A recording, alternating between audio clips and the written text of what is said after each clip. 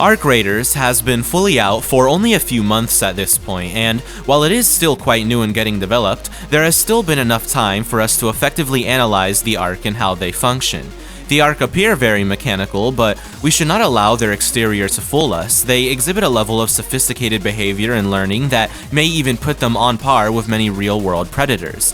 In fact, this entire video is in part inspired by Rylo's old video on Arc Raiders. I actually had the privilege of seeing that video as my first ever exposure to Arc Raiders itself, and if this also happens to be your first exposure, I strongly suggest that you also watch that video, as it holds up very well even today.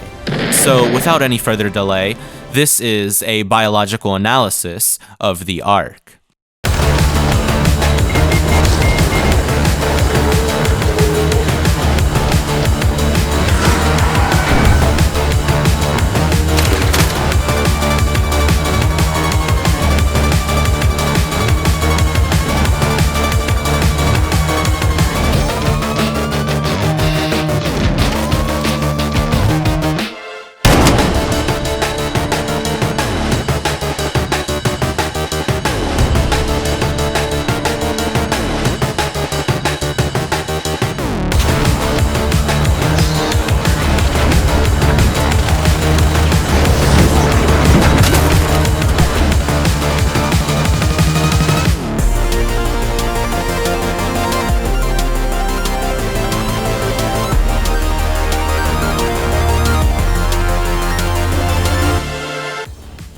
The first thing we find out about the Arc is that they are something of a secondary apocalyptic force. Many people who may not have paid too much attention to the lore may assume that the Arc are entirely the reason why Earth in Arc Raiders is in the condition that it currently is, which is a fair assessment at first glance. However, knowing how technologically advanced the old human civilization was, I doubt the Arc would have been able to take them out. Rather, the current ruined state of civilization is a result of the collapse, which seems to have been some sudden arrival of the full effects of global warming and the deterioration of the environment. Only a select few humans fled on a bunch of spaceships to escape this. The disasters have been characterized in the lore primarily by floods, wildfires, and earthquakes. We can track floods and fires to human environmental issues, but I'm not sure if there's something that humans do which, as a byproduct, increases the amount or intensity of earthquakes, although I've heard certain oil extraction processes may be involved in this. All this is to say that the Arc, on a relative scale, are not that powerful. They seem to function a lot less as an all-encompassing oppressive force and more like a race of predators. This is what has primarily allowed societies like Toledo and pseudo-organizations like the Raiders to exist in the first place. Why the Arc are like this, I do not know, but to speculate, it could be the case that they were, for some reason or another, designed specifically to eliminate living beings like animals and, of course, other humans. That is only a speculated purpose, though. One that we know is present for sure in the Arc is the need to probe soil and take samples. This has led many to speculate that the Arc are an alien force from another, possibly dying planet who are searching to find out if Earth is habitable enough for them. At first, one would think that this would work well with the directive to kill living beings. However, we should consider that if said force wanted to keep said planet habitable, they probably wouldn't want to risk shattering the ecosystem by killing everything. This is reinforced even more by the fact that the Arc that we see in-game are actually not the main threat at all. In truth, most of the Arc that we fight in the game are kind of like reconnaissance. The real threat are the satellites called the Arc Orbiters. These are basically small nukes that can seemingly specifically target raiders in their area of effect. The surface is constantly bombarded by orbital strikes like this, with small, roughly 30-minute gaps for raiders to make it to the surface. Another possible theory that has been entertained is that the Arc were sent by humans that fled the Earth during the time of the collapse, as they may want to eliminate the populations of Toledo and any other humans who they may consider to be primitive. This could explain the lack of precision that the Arc display, as their only purpose would simply be to murder everything and everyone. However, this theory struggles to explain the soil expeditions, although it is possible that it could be the individuals who fled wanting to find out if the planet is habitable in the first place. So, what are the Ark? Well, we don't know for sure, but if I were to put a theory forward, I would think that they are in fact robots designed for probing planets, but instead of being made by aliens or even humans in space, they were actually made by us stuck on Earth. It could be possible that following the ecological collapse, a team began to work on the Ark so that they could be sent into space and clear out planets of life, possibly for the purpose of extracting materials, which would make sense considering the soil probes. This also explains why the Ark look like drones, insects, and other Earth inventions. And so that's my running theory for what the Ark are. There are most definitely a few flaws, but it's the general basis that I will be analyzing the Ark upon. With that being said, I'll be analyzing the Ark in tiers, as I usually do, and of course I made this nice little diagram to go along with them. Now, in previous analyses, I tried to connect the different units. However, in Ark Raiders, it is very evident that the Ark are not iterations of each other. With that being said, let's start with the first tier that I have set in place, the Ballers. The Pop is the first of the Ark that we will cover. While it isn't the weakest, it is certainly the least complex, both in behavior and in appearance. Now, one thing that is a characteristic of this tier of Ark is, of course, that they are considered spherical robots, and spherical robots can travel through a variety of ways, but based on the appearance of the Pop, it would seem that this robot uses its very body as a wheel. Now, in the real world, there aren't many real analogs to this, but spherical robots are still a real concept, and they generally work by rotating the ball as if it was a wheel from the inside, and shifting the center of mass to control where it goes. It's a really neat concept, and it's really a shame that it hasn't been explored much, except in China, of course, apparently as law enforcement, which is an interesting application. Oh no! Oh dear! Ah! Oh my! No! Get back! Stop! So yeah, those are the real-life parallels, and it would seem that the Pop does something similar, while also having some kind of defensive bumper, presumably due to the main attraction of this rat of a robot, the payload. Yeah, this thing is explosive, and when it explodes, boy does it explode. It's one of the most highest damaging Ark in the game, which is saying something, because that puts the danger of the Pop up there with the likes of these guys. Now, explosive robots are not anything new at this point. The Pop is simply a very streamlined kind of bomber robot that can very easily be dealt with, but can just as easily catch you off guard if you aren't paying attention. In active combat, it will move at high speed, sometimes even using its shape to bounce in a way similar to the way that rogue tires bounce. You can really tell that it utilizes its lightweight body and unique shape to its fullest potential. Now, I don't know a lot about metals and alloys, however, I have been told that titanium tends to be on the lighter side, so when we look at Ark alloy, the white material that the Pop is made of, it's probably some sort of combination of titanium and possibly some lightweight plastics or even ceramics that give the plating its white coloration. Now, one thing that's interesting about the Pop is the way that it sees. The Pop appears to not have a cone of vision, but rather a radius, which, as a literal sphere, makes sense. It would appear that these lights that run around it are its quote-unquote eyes. Although, it doesn't just see, but it also hears noise, something that will become increasingly common in all the Ark that we see. Overall, the Pop is but the first in a series of Ark that seem to be meticulously designed to hunt humans down, with the Pop being the lowest tier of ambush predator in the roster. Our next unit though, while similar, is less of an ambusher and more of a specialist in area denial, and that unit is the Fireball. It would be easy to assume that the Fireball is a direct upgrade from the Pop. However, there is no evidence that this spherical source of rapid incineration is in any way related to the Pop other than being, well, spherical. The Fireball will oppress raiders primarily through the method of area denial. When it spots raiders, it will either rush them directly or, at times, wait for the raider to come to them. I think this could have just been random chance as well. Notably, when the Fireball goes to scorch someone, it has to open up a cavity in its armor plating. This is the only opportunity you will have to do damage in any significant way with a weapon of a lower caliber.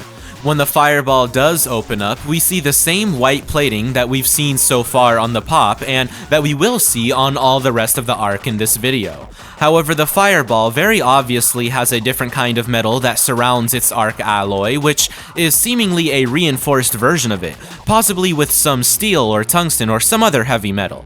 This will also become a recurring theme in arc designed to withstand low caliber fire. The fireball is really mostly similar to the pop in its design, and it's really made to be a unit that works well with it, as well as with the tick, which we'll get to later. But before that, we need to look at the final unit of the ballers, the Surveyor. Now, the Surveyor is an interesting arc unit, and it's definitely one of the rarer ones, with there, as far as I know, only being 2 or 3 per round. It would seem that the purpose of this arc is primarily to relay visual and any other kind of transmittable data to the powers that be in space. We see it do this when it flares up a tall blue beacon, the purpose of which I'm not too sure of. Generally, in human technology, we don't really need a large beam of light to transmit invisible data, although it could be some other form of data transmission. As for the physicality of the Surveyor itself, well, on the outside, it really appears like a large ball of pure steel, but on the inside, it's really just metal all the way through. There are some little pieces of tech in there, presumably for the purpose of communication, but overall, it's really a scaled up version of the fireball with no fire. It's just a ball. It does have this thing inside of it called a Surveyor vault, but that only has information and not anything valuable other than the vault itself. And so that brings us to the end of this kind of arc, and with that, we move on to the next tier, the light tier of arc. The first unit that is a part of the light tier is the Tick. It is probably by far the most common arc, present in all possible indoor locations that the arc are keen to monitor. This commonality is likely because they are cheap in resources to produce and highly effective, with their only weakness of course being their size. The reason they are highly effective is primarily because they serve the unique purpose of being more of a stunner. They do not mainly attempt to kill raiders, but rather hold them in place for the other arc units to dispatch them. It is directly said that they pair best with fireballs because of the fireball's short delay between opening its armor and firing its flamethrower. The Tick can immobilize any raider during this delay. In fact, this utility makes the Tick pair well with essentially every other arc except for, well, other Ticks. Regarding the Tick's appearance, this is one that we actually have a good few real-life parallels to. Insect-based robots are actually fairly a common occurrence, primarily due to the simple but effective nature of most insects and arachnids. I would say that the closest analogs we have in the real world are hexapod robots. Through research, I have found that hexapod robots are a somewhat common creation for higher-level robotics enthusiasts. Now, I don't know much about robotics, but it seems that the reason bots can so often be modeled after insects is because they're simple nervous systems. It is for this reason that I believe the majority of all the arc are based off of insects, with the inspiration being more clear in the later arc units. Of all the non-drone arc units in the game, I would definitely call the Tick the most plausible. And now we move on to one of the less plausible, the Shredder. The Shredder is one of the most dangerous arcs present, particularly in enclosed spaces. There are essentially no real-world parallels to the Shredder, but we can basically assume it's a kind of low-flying drone. Its body is essentially a large, tube-like structure that houses 3 primary systems: a hover system, a weapon system, and a sensory system. What makes this kind of bot unrealistic is how such a compact hover system can support the 2 others, but we can let this slide. Its weapons seem to be the bulk of the machine, seemingly being contained under these metal flaps that come open, revealing what appears to be countless openings for shotgun shells to fire buckshot upon all who go near. The way how this mechanism works in particular is unclear to me, but I would of course assume that in some way it's a bunch of small openings for buckshot to be expelled by a gunpowder or otherwise explosion from the inside. As for the hover system, this works in extremely close proximity to the weapon system and ignites some kind of flame, which tells me that the weapon system is not exactly gunpowder based, or at least it's done in a way that is extremely modified, as that would obviously be unsafe to have a mechanism that ignites a flame and one that needs ignition to fire in close proximity to each other. Finally, we have the sensory system, which is presumably contained in this segment separate from the main body that has one strip of light, presumably the eye, and various pieces of metal plating. Now, the Shredder is a very complex individual of a robot, and it's because of this that I believe its behavior is for the most part very simple. It simply hovers towards its adversaries and shoots them with its firing mechanism when unimpeded.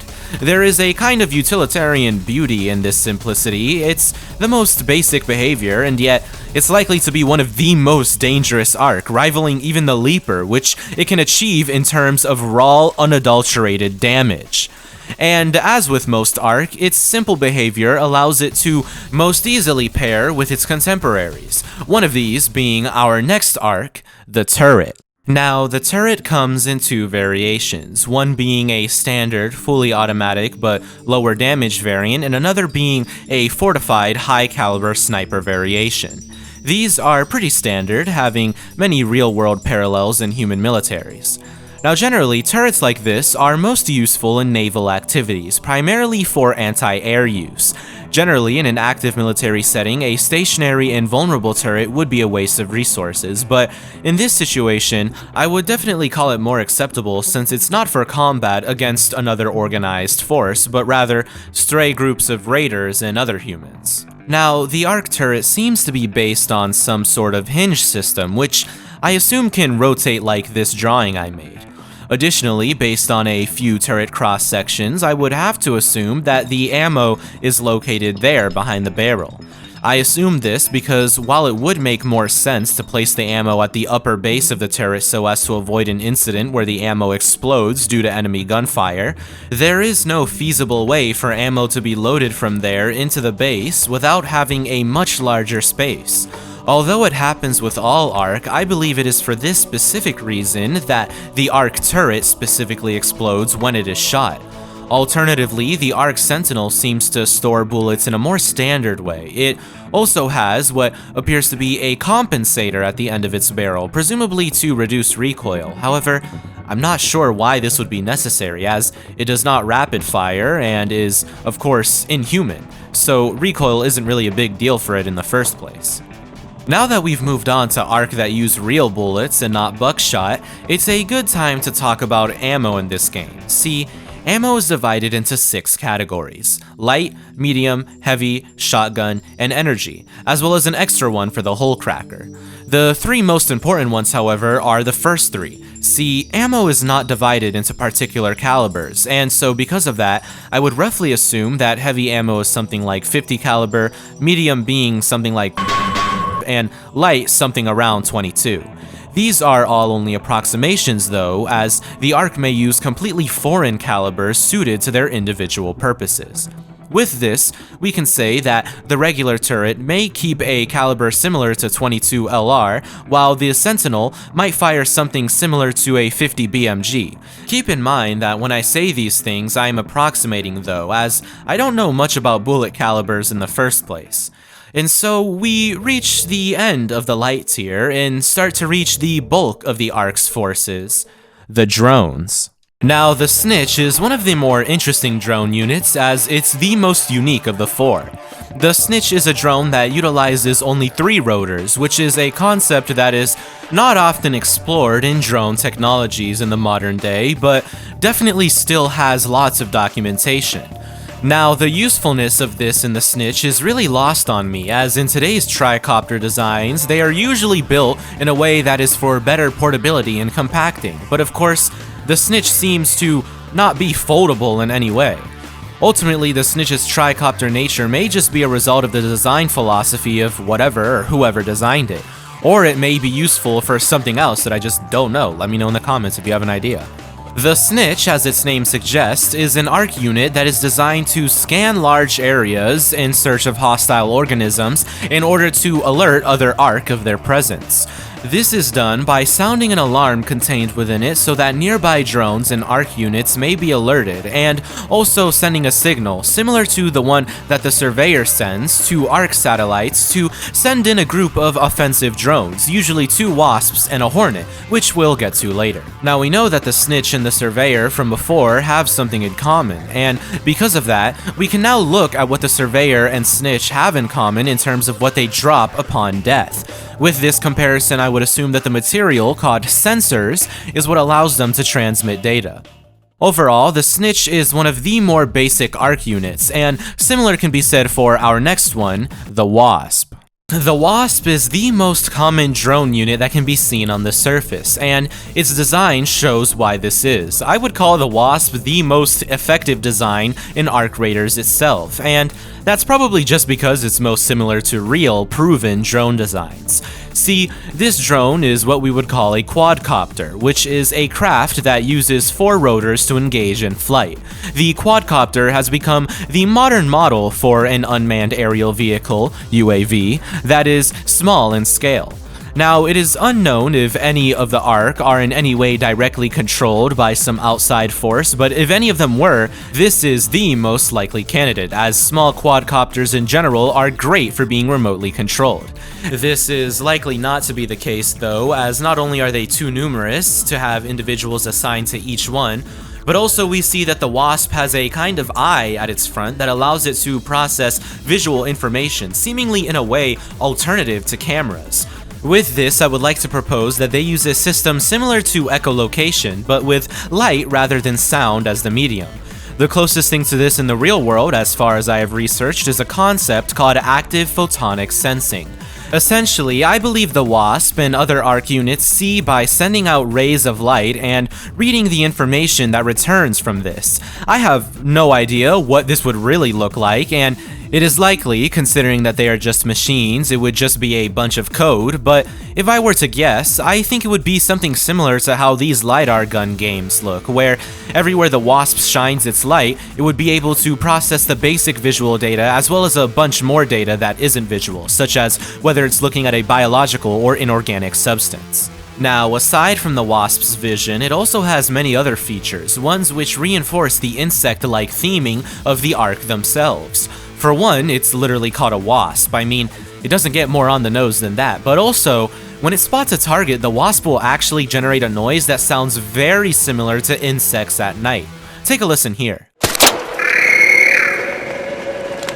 I'm almost certain in the production of this sound effect, some kind of cricket or locust noise was used.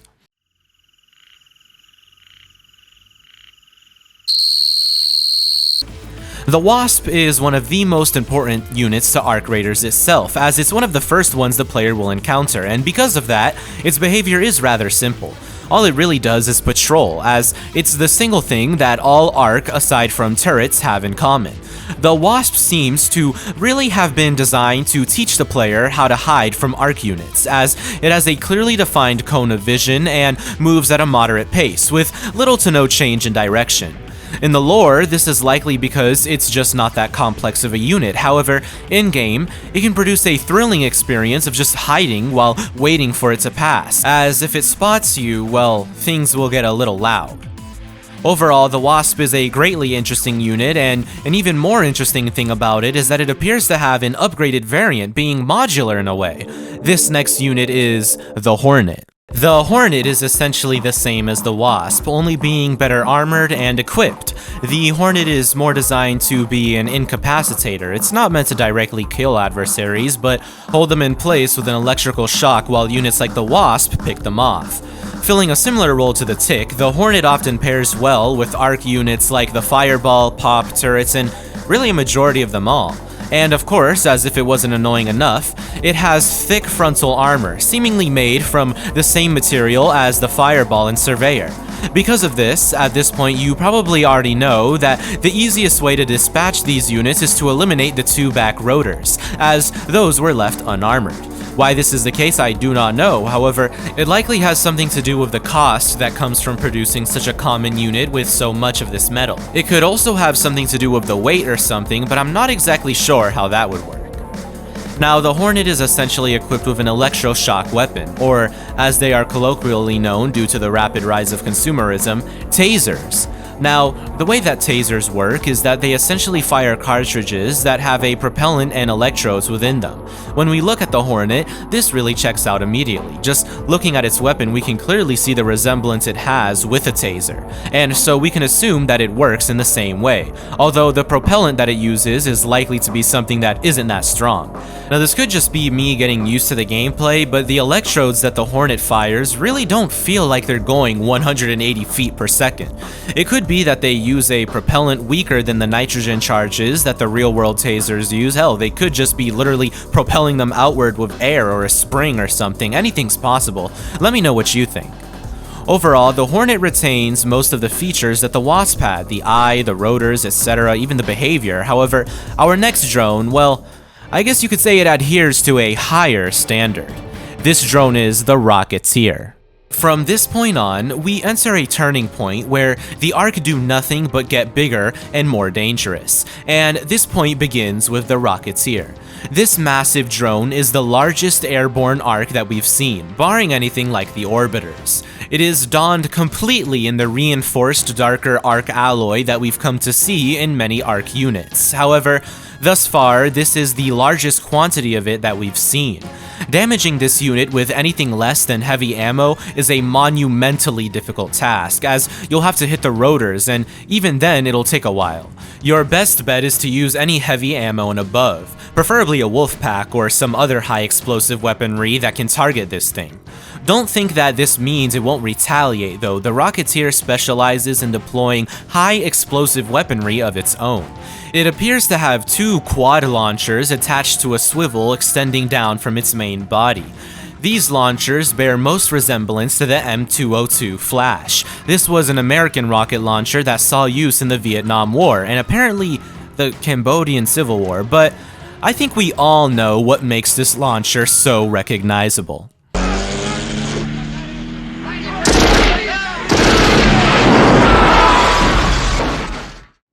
Yeah, this thing's most famous debut wasn't exactly at any realistic capacity, however, we can really say that about most guns. Interestingly, the M202 is actually not supposed to be an anti-vehicle at all. Instead, it was meant to be a replacement for flamethrowers. The bazooka fires incendiary rockets that seem to have been particularly efficient at tearing through the lush forests of Vietnam. It does not share this quality with the Rocketeer though, as the rockets that it uses seem to be uniquely high explosive, creating a small ball of fire before quickly dissipating. This deals massive damage, enough to take out a heavy shield if it's a direct hit. While these things may be slow, if you can't lose line of sight, it'll hunt you down like a bloodhound. Many a raider has been lost to being caught out in the open in the middle of a Rocketeer's patrolling path. Even worse is that they tend to be deceptively easy to dodge, for a short time. It would seem that the Rocketeer's AI systems, referring to both in-game and in lore, allow it to adapt to raiders' running style, which is to say that at first it will simply fire rockets at your last known position, but over time it will start to lead its shots until it almost always predicts where you're going with almost 100% accuracy. Because of this, it is essentially an impossibility to run from them for an extended period of time. In any case, finding shelter will always be your best bet. All in all, the Rocketeer is one of the most deceptively dangerous Ark units, and it's only the beginning of the heavy hitters as we move into the next tier of the Ark, the heavy tier. The first unit that I have placed in the heavy tier is the Bastion, and it becomes immediately clear why this is the case. I would call it the epitome of heavy enemies in general. It's slow as all hell, but boy does it pack a punch. I think it's easy to underestimate these guys at first purely due to the fact that they fire extremely fast, and in video games we usually associate a fast fire rate with low damage. However, this is definitely not the case for the Bastion. Upon its death, we'll find that it actually uses medium ammo. These are the weapons that use medium ammo. As we can see, for balancing reasons, all of these have clearly had their fire rate or something else limited. And that's for good reason, because medium ammo still packs a punch. Take the Renegade for example. There are a bunch of clips of people doing crazy squad wipes with it. Well, Essentially, the Bastion's machine gun is what you would get if you take a Renegade and made it full auto, so yeah, safe to say that if you're caught out in the open against this guy, you're absolutely cooked. Not as cooked as you would be going up against the Rocketeer, as you can still use cover that has exposed roofs. However, the Bastion still has exceptional maneuverability, at least relative to the bare minimum that would be needed to move around cover. The Bastion's design is another example of the Ark being similar to insects. It is technically a hexapod like the tick, which may call for some allegory about an overgrown, swollen tick, but I don't know. What I do know is that its legs consist of 2 joints, one at the body and one knee joint. This isn't exactly something that happens in biological organisms, but it works here as it almost exactly mimics the way that insects' 3-legged joints are utilized. As for the rest of the details on the Bastion, we see that it has a single eye, the same kind that the Wasp uses, and it also has what appears to be 2 speakers on the left and right of those eyes, which are likely to be where this sound comes from. Additionally, we see that the Bastion's joints are yellow for some reason. I'm not entirely sure why this is, from a lore perspective at least. I'm sure we're all aware of the yellow tape game philosophy by now, and if you're not, it essentially refers to the trope of big budget or low budget games having some kind of yellow tape or markings near a point of interest, and of course Arc Raiders is no exception. The lore reason for this, however, is a bit harder to come up with. I don't see why they would need to mark the joints yellow or with yellow paint or anything, and other than brass, I really don't know anything about yellow colored metals or alloys or anything.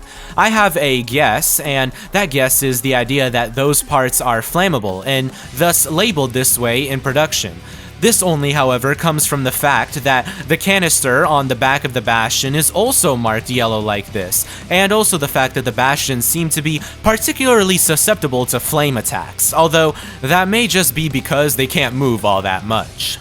Overall, the Bastion is probably the heaviest of all the Arc units, with only 2 exceptions, that is unless you count its heavily modified cousin, the Bombardier. Now, there's not much to say about the Bombardier that hasn't already been said, as it is really just a Bastion with the extra layers of armor stripped off, and in place of this, it not only has a hot new paint job, but also a superior bombing system that operates based on line of sight and 2 automated spotting drones. That second part is quite interesting to me though, as it's quite close to the way that some real-world artillery systems work. While in the past of the First and Second World Wars, artillery was much less of an accurate strike and more of a suppressing force, in modern day, the amount of locational data that a drone can produce is a goldmine for anyone or anything operating any kind of artillery. And so it is with the Bombardier, which not only uses line of sight to calculate how to position its mortar attachment, but also locational data provided by its 2 spotters that it is deployed with. As for the spotter itself, I actually have no idea how this thing flies. Of course, I know it's a drone, it's gotta have some kind of rotor in there, and so my assumption is that it would be some kind of helicopter drone where it only has 1 large rotor, presumably within this, again, presumably hollowed out inside. However, due to the lack of a tail rotor, I would have to assume that it uses some kind of NOTAR, no tail rotor, system, as otherwise it wouldn't really be able to fly. See, helicopters need a tail rotor to counteract the torque, the rotational force, of the main rotor. Without them, the helicopter would spin uncontrollably, and would more than likely crash. A system that counteracts this is the NOTAR system. This is an immensely complicated system though, and I'm not sure how this would even work on the small scale of the spotter. Even I struggle a little bit to understand how it works due to my general lack of knowledge on the scientific phenomena that it relies on. But that's enough about helicopters. Let's look at the Bombardier's behavior. It varies massively from that of the Bastions. See, even though it has a similar size, it tends to be in movement far more than the Bastion is, as it is constantly repositioning itself to correctly aim its mortar.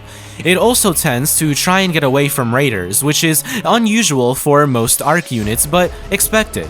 If a raider gets too close, it actually has the ability to emit some kind of kinetic pulse that inflicts serious damage. In a way, it's kind of an EMP, but directly interacts with physical environments.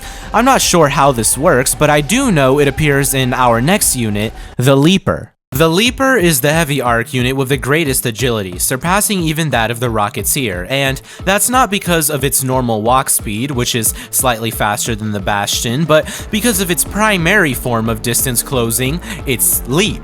See, the Leaper's legs were designed to allow it to jump great distances to close the distance between it and its foes, and so, while it has no ballistic weapons, it makes up for that lack of offense in sheer force of impact when falling on top of others. Additionally, should it miss the jump to the extent where the impact does no damage, it will deploy a kinetic shockwave that works in the same way as the Bombardiers. However, it is designed to be the Leaper's primary weapon. Because of this, to jump long distances, it is almost always deployed in open areas of interest, as it has always been well documented that when raiders hide in enclosed spaces, the Leaper becomes near useless. Although there are some documented cases where the opposite has occurred. Now, the Leaper's behavior involves the light-based sight that I mentioned earlier. As we can see, when it sees something that it believes to be hostile, it will change its stance in a way that positions its main body, and by extension its main light, at a higher position.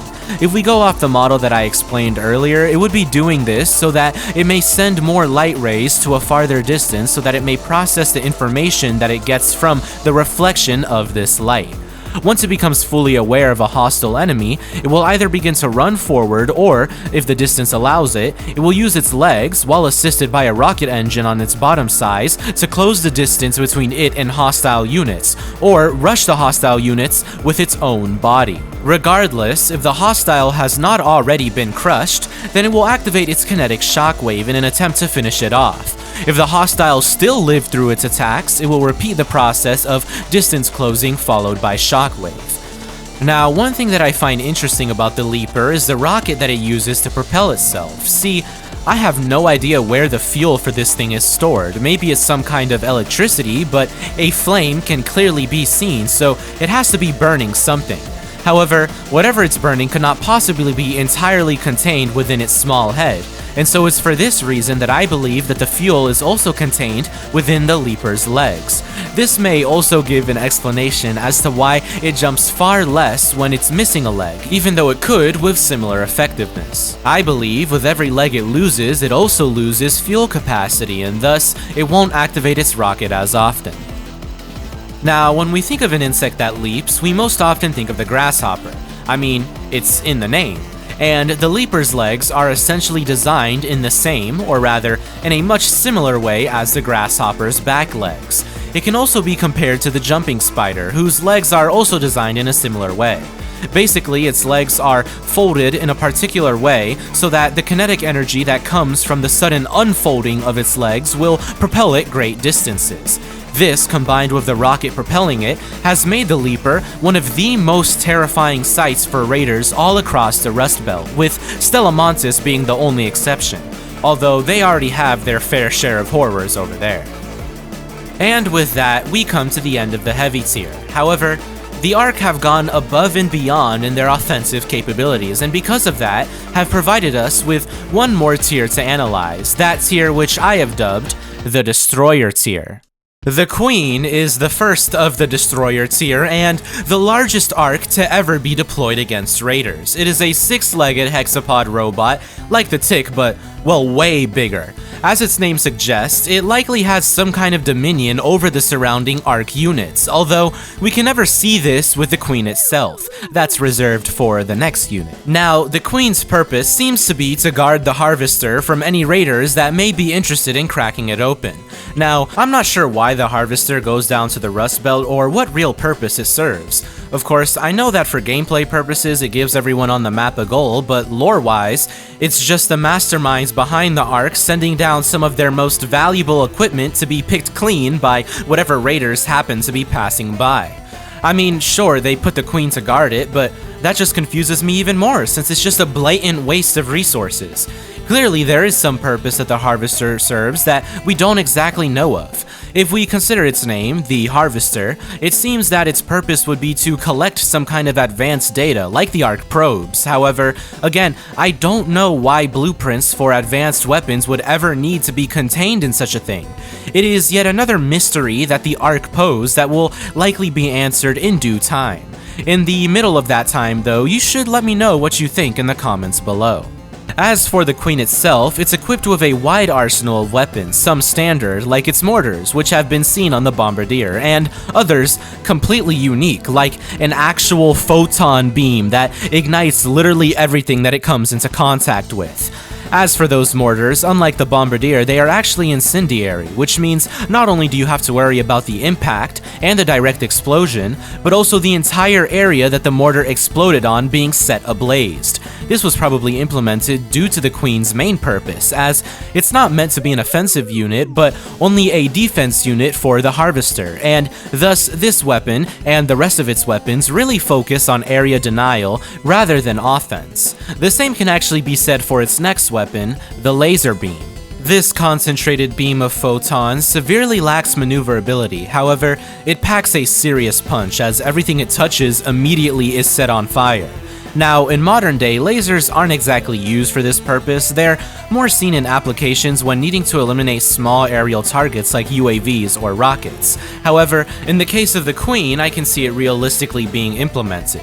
It would seem that the Ark don't exactly have to worry about cost efficiency, and the Queen is more than large enough to store all the technology that would be needed for it. What I'm not too sure about is how the Queen doesn't set itself on fire.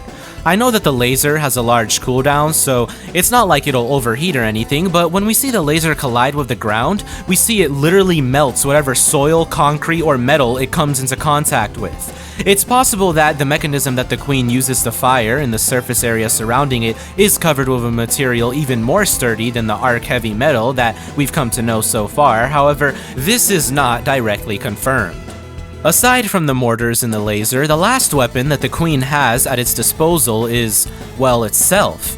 The Queen can use its legs in a similar way to the Leaper to stomp on its foes, dealing impact damage in a large area of effect. Additionally, in place of raw damage, the Queen can also emit an EMP pulse with them, disabling the shields of all raiders that may be near. These systems are pretty self-explanatory, and so there isn't really much to say about them. Now, the Queen...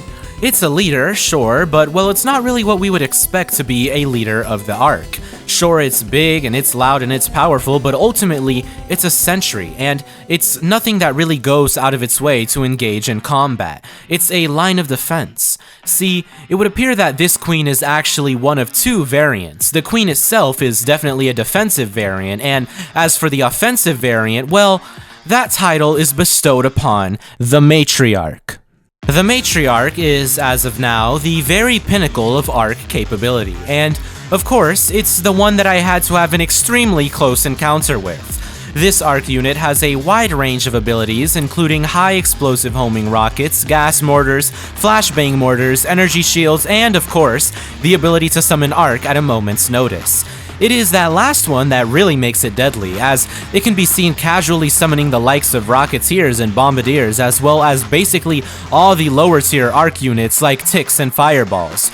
With this, if you have its attention, the only safe place is essentially underground, like in the spaceport map, as even if you're holed up in a large building, it will likely gas you out or send in small units to flush you out.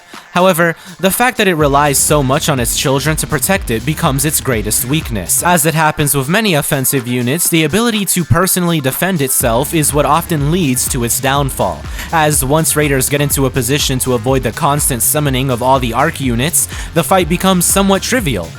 Interestingly, the MATRIARCH seems to be a kind of mother to the Ark units. Of course, that isn't to imply that they may show complex emotion nor relationships, however, the human-given name MATRIARCH tells us that they at least follow some kind of caste system that can be observed by the local researchers and the raiders, although I've never seen anything like this so far. It could just be a name for the cool factor though, I don't know. Now, an interesting thing about the MATRIARCH is what appears to be its core. Now, I know that this is present on the Queen, however, I have very clear footage of a damaged MATRIARCH that shows that within it, it has some kind of large power source. I'm not exactly sure what kind of power it is, however, if I were to guess, I'd have to say, of course, that it's some kind of fusion reactor or bioreactor, or really anything that could possibly fit inside that big sphere. And as for why it's illuminated with red lights, I'm quite sure that's simply due to the design philosophy of all the Ark, as it is with the rest of them when they visualize a hostile target. Now, the Matriarch has an interesting kind of shield, one that is in a way grounded in reality, which is to say that it uses an array of drones that surround it and link to each other with some kind of electromagnetic field that interacts with any bullets thrown its way, altering their trajectory, but being damaged in the process. This is actually the way that I believe the Raider personal shields also work, being a mass amount of microscopic drones that link to each other with energy so powerful that they can alter the trajectory of any ballistics so that they don't damage the user. The Matriarch shield is just a very big version of this. And so that brings us to the end of the list of units to analyze. However, there still remains a part of the ARC quote-unquote biology that I have yet to cover, and it is the ARC parts that are dropped by different enemies.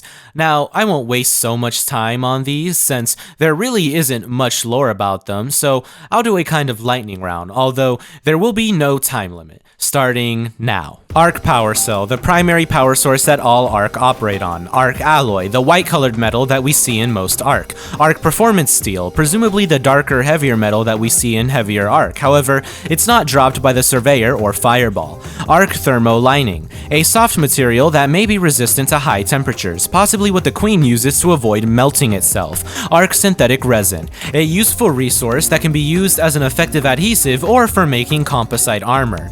ARC Flexible Rubber, self-explanatory. ARC Coolant, also self-explanatory and obviously needed on units like the Fireball and Pop. ARC Motion Core, possibly some kind of gyroscopic system. Whatever it is, it allows the list of ARC on screen to be in motion in some effective way. ARC Circuitry, self-explanatory. It's some kind of motherboard which is also essential in the assembling of personal shields. If my theory holds ground, it may be needed for autonomously interacting with microscopic machines. Advanced ARC Power Cell, a more advanced version of the ARC Power Cell that seemingly gives a greater energy output. Cannot be used on personal shields though, and must be broken into two smaller power cells to do so. This is likely because it would overload the shield.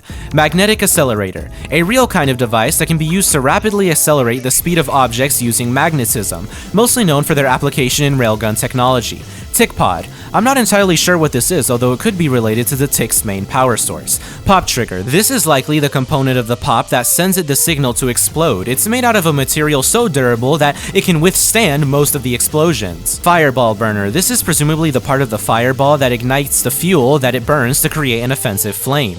Surveyor Vault, possibly contains a wealth of information collected by the Surveyor during its time on the surface. Sentinel Firing Core, I'm not very sure what this part of the Sentinel does, but I can only assume that it may work as a kind of rangefinder, letting the Sentinel know where it should fire its weapon. Spotter Relay, likely to be the part of the spotter that relays locational information to the Bombardier. Shredder Gyro, the gyroscopic unit that the Shredder uses to stay on balance when hovering. Leaper Pulse Unit, as its name suggests, this is likely what allows the Leaper to create a kinetic pulse when close to enemies. I find it odd that this is not also found on the Bombardier, even though it has the same capability. Throwing this creates a kinetic pulse of its own. Snitch Scanner, this is the part of the Snitch that fires off a kind of flare to call more arc in. Throwing it will allow you to do it yourself. Wasp Driver. Now I had always wondered what this quote-unquote driver parts were. Upon some research I found that they seem to be what allows the drones to control their speed, although that would only be if their namesake follows the same naming systems as real-life motor drivers. Otherwise, the Wasp Driver will appropriately explode upon being shot.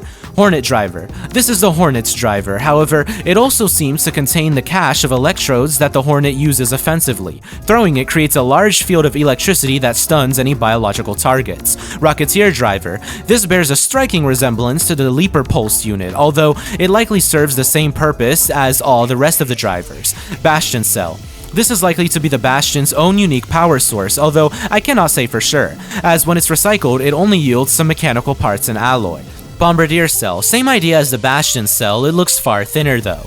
Queen Reactor, likely to be a part of the Queen's main power source and may confirm the suspicion of the Queen's core being a fission or fusion reactor. Matriarch Reactor, same as the Queen Reactor, but much bigger. And so that brings me to the end of this analysis. Analyzing ARC was most definitely one of the most interesting experiences thus far, rivaling even that of the automatons. More about Helldivers later. Overall, though, I can say that there is much to be desired, and that's not a bad thing actually, as Arc Raiders is a story that is unfolding as we speak. I'm actually very excited to see how many things in this video were correct or incorrect, maybe even so I can make a follow-up video in the future. I definitely plan to continue playing Arc Raiders as we move into 2026, with it being one of my new all-time favorite games after being launched only a few months ago. And with 2 brand new units released since then, I cannot wait to see what we learn next about the Arc. And so, we finally make it to the end of this video. After 8,963 words, and counting, this will once again be one of the longest videos I have ever written, but in the end, it was worth it as I got to look closely at some of my favorite enemies in this game. And I hope that this video has inspired you also to look under a more detailed lens when observing the video games that you play. And with that being said, if you enjoy my content enough that you would want to support it, you can buy something from this Amazon store, or you can subscribe to my Patreon for early access to my content sometimes and a shout out. Speaking of, thank you to all my Patreon subscribers and my current high tier subscriber, Meow:3, and thank you, the viewer, for watching, and goodbye. Oh, and as for the next video, I'd say that you could expect things to get mind-bending.